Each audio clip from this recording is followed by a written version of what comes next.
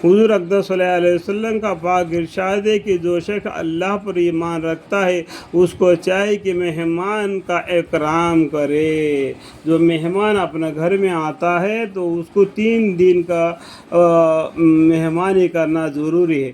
پہلے دن جیسا ہم کھاتے ہیں اس سے اچھا کھانا اس کو کھلا دینا، دوسرے دن تھوڑا سا کم کر دینا، تیسرے دن جیسا ہم ہر دن کھاتے ہیں اس طریقے سے اس کو کھانا کھلا دینا۔ سمجھ میں آئے؟ عزت دینے کا مطلب یہ ہے کہ پہلے دن تھوڑا سا زیادہ عزت دے اور دوسرے دن تھوڑا کم کرے، تیسرے دن جس طریقے سے ہم ہر دن کھاتے ہیں اس طریقے سے اس کو بھی کھانے کو دے دیے، چاہے مہمان کا اکرام کرے۔ اس کا مطلب سمجھ میں آئے گا آپ کو؟ بات سمجھ میں آئے گا؟ آپ بھی کس کے گھر میں جاؤ گے تو سب سے پہلا آپ کو بریانی کھلائے گا، وہ کیا کہے گا، اور بھی چند دن رہے گا تو وہ اپنے دل میں یہ سمجھتے رہے گا کہ یہ بندہ کب چلے جائے گا۔ اس لیے اس کے لیے بوجھ نہیں باندھنا کہ 3 دن سے زیادہ کسی گھر میں نہیں رہ دینا، ٹھیک ہے؟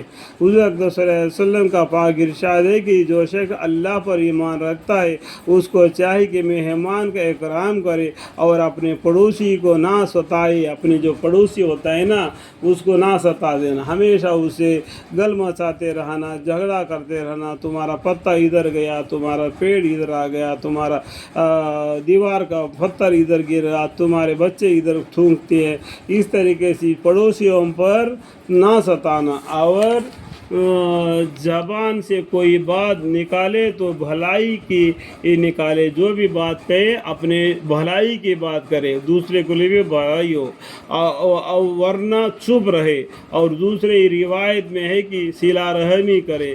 صلہ رحمی مطلب کیا ہے؟ اپنے رشتہ داروں کے اوپر مہربانی کر دینا، یعنی جو زبان سے کیا ہوا بات اور ہاتھ سے پھینکا ہوا پتھر واپس نہیں آتا ہے، وہ ہمیشہ رہ جاتا ہے اس کی یادداشت، ٹھیک ہے؟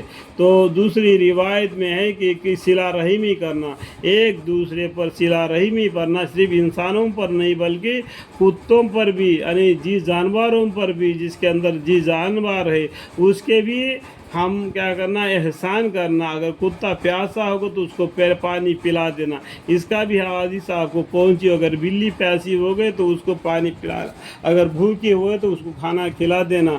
اس کے بارے میں تفسیر دیکھو، اتنا تفسیر ہے، چھوٹا سا حدیث ہے لیکن تفسیر بیان کتنا ہے دیکھو، میں بتا رہا ہوں، دیکھ رہا سکھا دیکھو کتنا بیان ہے، تفسیر بیان۔ یہاں پر قرآن کریم کی بھی آیتیں ہیں سورہ نساء کی، ٹھیک ہے؟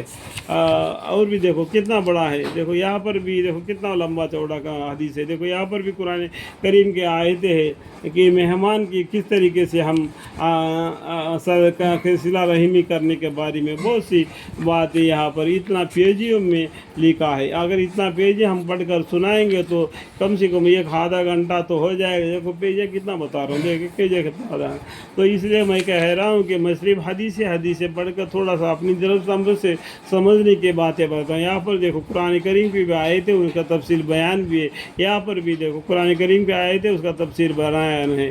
تو اتنا ہم بتانے کے لیے مطلب یہ ہے کہ ہم تھوڑی سی بات پر ختم کر دیتے۔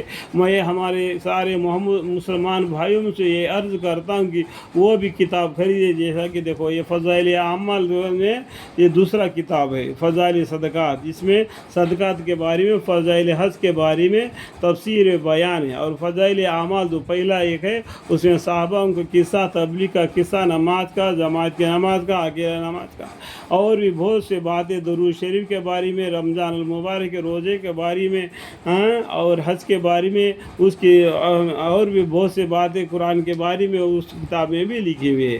آج کل ہم بریانی کے میں خرچہ اتنا کرتے ہیں کہ جو دین کی کتاب میں خرچ مولنے میں ہمارے پاس پیسہ نہیں ہوتا ہے۔ تو اس لیے دین کی کتابیں خریدے اور اس کو پڑھے اور دین کو سمجھے اور اس کے اوپر عمل کرے۔ آج کل سمجھانے والے کم ہو گئے اور عمل کرنے والے بھی کم ہو گئے۔ اللہ تعالی ہمیں اور آپ کو اس گناہ غلطی سے معاف فرمائے، ہمیں نیک ہدایت دے، آمین۔